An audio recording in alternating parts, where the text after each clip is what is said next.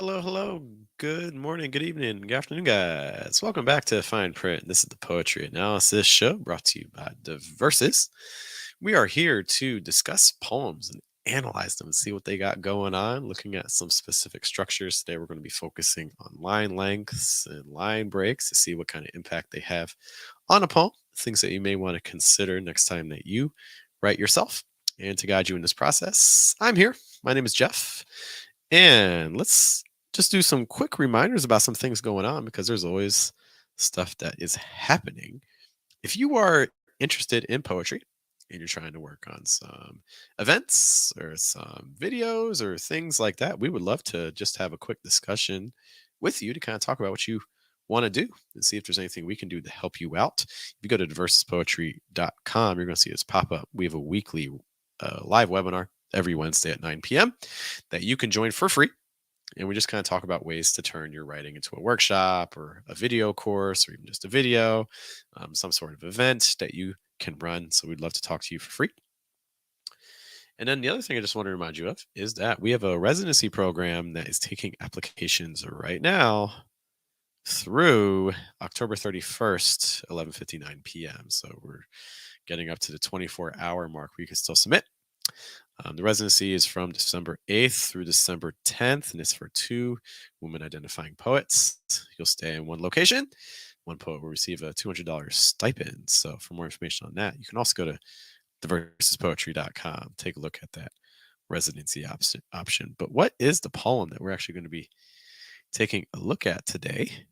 Well, first of all, I do want to thank Dana Martinez, Dana F. Martinez, who is allowing us to check out their work. So thank you so much. As always, we really appreciate it. We can't do this without a poem. So thank you for letting us choose your poem. This poem is not one that has a title, but let's just kind of read through it really quick. Rest eludes me as of yet. The eyes close and the brain begins to fret of days gone by behind doors once closed, and thus rest eludes for a time until the lids grow heavy and close in sweet, sweet slumber. One more again for Dana F. Martinez. Thank you so much for allowing us to check out your work. And I want to, in this case of analysis, I want to focus on line lengths, line breaks.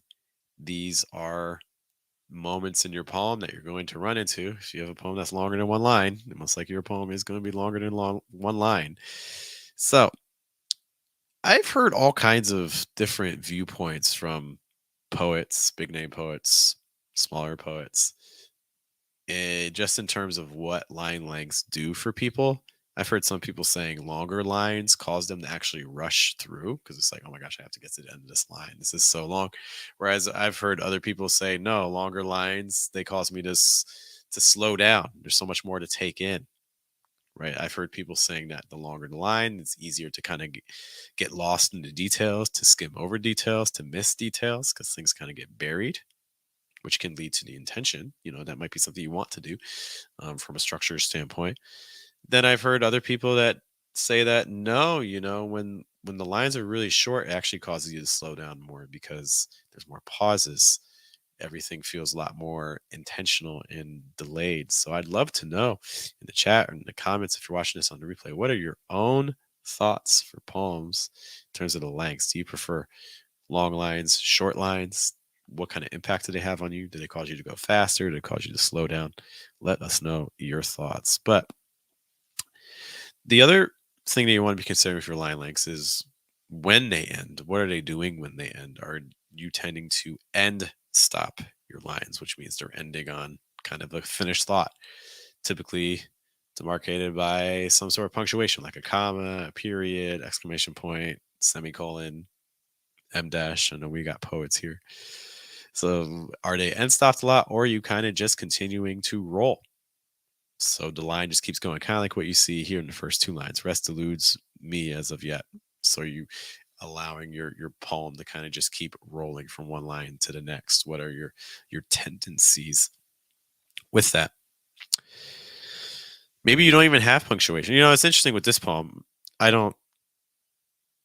The goal of these analysis talks is never critique. We're just kind of analyzing what's happening One question I did have for this poem was the choice of punctuation. It seems there's moments where it's hyper present, and then there's times where it really goes away. And I'm kind of wondering what is the role of the punctuation in this poem? How necessary is it? If it is here, what is the purpose that it's, bring it to the poem? Because I think in a lot of ways this poem can operate well without it, but there may be a lot of intentionality behind it too. I always kind of assuming that is the case. So just was curious about what your thoughts are about the punctuation here if you're reading this poem. So the thing that I think this poem does, so just giving it the eye test. Always like to start with the eye test without even reading the words. What you're going to notice is that everything is very, very short. Our longest line is that 4-word line of days gone by. And is one, it's not even a really long line. And then two, it's a long line, but not by much. And three, all of those words themselves are also very, very short. So, it barely is getting that title.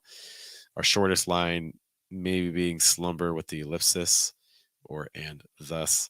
But in general, yeah, everything is very equal. Everything's very balanced in this poem. The first half having a section that's slightly longer, and we can argue about some of the structural things that implies.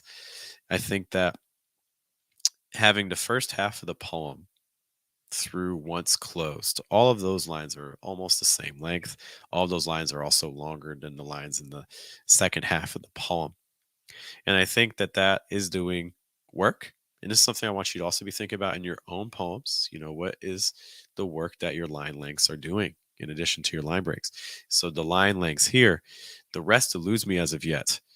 The eyes close and the brain begins to fret of days gone by behind doors once closed.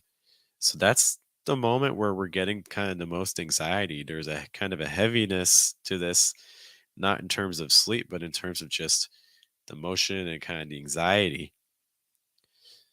But then in the second half, once we get to and thus rest eludes for a time until the lids close, well, that's the moment where things actually kind of start calming down. Not only in terms of a line length, because the lines are actually slightly shorter, but also in terms of content. This is the half of the poem where punctuation almost completely vanishes until you get to sweet, comma, and then the ellipsis after slumber. So I don't there seems to be a lot of intentionality behind that.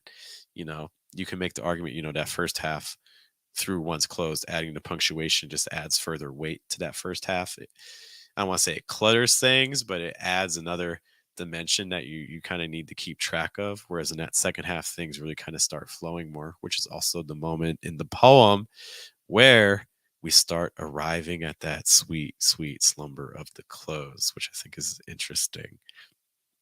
So structurally, kind of some things going on there that I think the line links are helping with. Another thing that you want to be considering too with line lengths is just the momentum that they cause. You may have noticed the thumbnail. If you see the thumbnail for this, we see two cliffs. And I think that's kind of one way you want to think about your line breaks is they can act as these cliffs, these valleys that you're about to enter into. It's like rest eludes me as of yet. So it's just like this moment and then you fall and then you get to a moment and then you fall and then you get to a moment and then you fall. And that's something that I think short line lengths generally lead themselves to a little bit more. They kind of constantly have you falling forward into the next line so they can kind of keep the momentum going, in my opinion. Because even those first two lines, rest eludes me as of yet. In fact, we get that interesting line, right? Rest eludes, almost like the heavy description of what rest does, giving a lot of agency to rest. And then starting the next line on me, I think is a very striking, fresh choice. I like that. I think it's easy to kind of assume that me would go on that first line. So moving it to the second line, I think is unexpected and fresh and kind of keeps me going, keeps the momentum, the energy high. Another thing too, when you're looking at lines is, I remember I was in a workshop when I attended Callaloo and we worked with Greg Pardlow. And one of the things when you're working with Greg is he's pretty much going, unless he's changed his approach, line by line. So you're going line by line through everyone's poem. And obviously this takes a long time. But the lines Each line is its own poem in a way, and each line's kind of standing out. I like Rest Eludes. I think Rest Eludes is really powerful. The me as of yet, we suddenly get a lot of these kind of like function words. There's content words like your nouns, your verbs, your adjectives, your adverbs, and then there's content, and then there's your function words. And these are your prepositions, your articles, your pronouns. Um, and yeah, I mean, technically, as and yet more adverb like, but these are words that aren't in this context aren't necessarily conveying a lot of meaning on their own. Um, Whereas arrest eludes, but much heavier in terms of meaning in word choice. The me as of yet doesn't seem to have that same level of kind of independent weight that a lot of pretty much all the other lines do. Rest eludes, the eyes close, and the brain begins to fret. Days gone by, behind doors, once closed. A lot of these lines are very, very independent. They're able to kind of operate on their own. That me as of yet, I wouldn't say is quite to that same level, but it does have that interesting line break between rest eludes, me as of yet. It's interesting too. After that, you get this separation. No, not even just in terms of lines in the semicolon after yet, but then the separation of me from my body and the body parts, or the speaker from the speaker's body parts. Rest eludes me as of yet. The eyes close. The brain begins to fret. In some ways, this kind of reminds me of a lot of, for instance, like romance languages, where when you're describing the body, your body parts, you use typically your definite article forms. Whereas in English, you're often using possessives like, oh, this is my arm, this is my leg, things like that. But a lot of times romance languages are saying more like the body, the arm, the brain, and just that kind of separation from possession, I think is really interesting here. And I think that also kind of captures that sense of what's happening in the poem as well, where we're talking about dreams. We're talking about things that, a lot of ways are outside of our control. So many things in this poem are outside of the control, right? So, for instance, rest eludes me as of yet. That's another thing that I think the short lines do is they take that control out from under you. They're literally pulling out the rug and causing you again to move. You have to shuffle. And I think that's something else that gets reiterated a lot here. We see that even later, like the lids grow heavy. So we have a speaker that doesn't have much agency.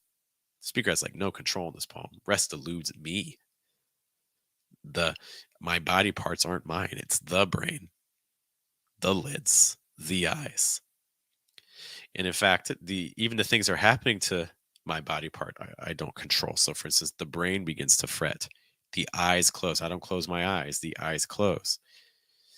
I don't cause my brain to fret. It does all on its own. Thus, rest eludes for a time until the lids grow heavy. They feel heavy to me. They're putting a weight. It's not something I'm applying. So all these things are happening. And then we're ending with the taste applied to slumber, like sweet, sweet slumber. So we're not even in control of the taste. It's just things that we taste. We we taste it, but it's not necessarily by choice, right? It's happening to us. And we may want it to happen to us, but it's still happening to us. Again, the lack of control, I think, is really interesting here. Other things that are kind of standing out. Rest eludes me as of yet. The eyes close and the brain begins to fret. I was wondering too if there's a meter going on here. There's a lot of rhyming or suggestions of rhymes. Eludes, close with those Z sounds. Yet, fret. Um, Brain, by with the B sounds. Uh, Close being repeated. We get the eyes closed once closed. Um, we get rest eludes for a time until the lids, eludes and lids, finishing with the same sound. Um, Grow heavy and close in sweet, sweet slumber. Close and sweet, sweet slumber. Again, there seems to be a lot. There seems to be a lot of attention to acoustics here.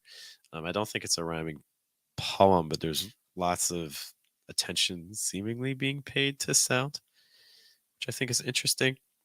Having everything unified, I think also kind of helps keep everything in a single moment. And I think that again, having the shorter lines also aids with that as well because it kind of helps keep things feel trapped in the single moment as well. Whereas if things start dragging out too long, um, I feel like it can. There's all kinds of things that happen with time when you have short lines versus fast lines. So it's like it causes this single moment, but having the shorter lines in some ways kind of captures how fast the moment can pass, if that makes sense. Like there's it's like when you're sleeping and one minute you're like, oh, I'm not tired, and then the next moment you're like, oh wow, when did I sleep? I've been out for hours. I think kind of the short lines again kind of help with that. um it's very sudden, like for a time until the lids grow heavy. Rest eludes for a time until the lids grow heavy. There's that sudden just twist where rest eludes and then suddenly it stops, right? Until the lids grow heavy and close in sweet, sweet slumber. So those are some of the structural things I'm noticing with the line breaks here. They allow the tension to keep going. The eyes close in the brain, for instance. That's a great line break because close, by having that line break, you're allowing close to apply to eyes, the eyes close, but then you're also allowing it to apply to brain in the brain. The eyes close in the brain. But then you learn later that no, it's not the brain closes. What does the brain do? The brain begins to fret. Of days gone by behind doors. Days gone by behind doors. Again, you see in that those acoustics playing, you're kind of reversing days gone by, then you get behind doors. So you're seeing kind of the like da da da da da da da. Like you're seeing kind of these like parallels, these this mirroring of sounds that I really like. Against a fret of days gone by behind doors once closed. I take that as like opportunities, maybe opportunities past or missed. And so the brain's kind of like thinking about all these like past situations and things. And dust and thus rest eludes for a time. And I think that by having those short lines there, and thus line break, rest eludes, line break for a time, line break, it allows that moment again of not being able to sleep. It allows it to last longer than if you said and thus rest lose for a time. To me, that kind of makes the moment faster in a way. But by having three lines dedicated just to that sequence of, no, we're still in this moment where we're not able to rest until the lids grow heavy and close. Again, by dragging that out by three lines, it kind of captures that, oh, I was tired, but oh, no, I'm a little, no, I'm a little, no. It kind of like it staggers it into steps and stages. It's like how you fight against sleep. Like I think that that's really what that captures until the lids pause. I mean, line break, grow heavy, line break, and close, line break. I think that kind of captures almost that fight against sleep that a lot of times people have. Yeah, so I think those are some of the things that the line breaks are doing and the enjambment's doing and things like that. But what are some other things that you notice going on there? And how are you thinking about line breaks and enjambment and line lengths in your own poem? We would love to hear your thoughts on that. We'll be back in the future with another episode of Fine Print. Again, a reminder, we have our poetry residency. If you're a woman identifying poet, taking applications through October 31st at 11:59 p.m. 2023. Guess there's still some time to get your applications in. Also, we would love to talk with you about your own poetry goals, especially if you're interested in trying to make your own video course or maybe your own video or maybe your own event. How can you help make it a successful one? What do you need to expect? What do you need to plan for? We want to talk through all those stages for you and talk about some other things you may want to consider as well. You can sign up at theversuspoetry.com. Thank you guys for checking out this video. Once more, my name is Jeff. We will see you in the future. You guys take care. Have a good day. Have a good night. Have a good afternoon.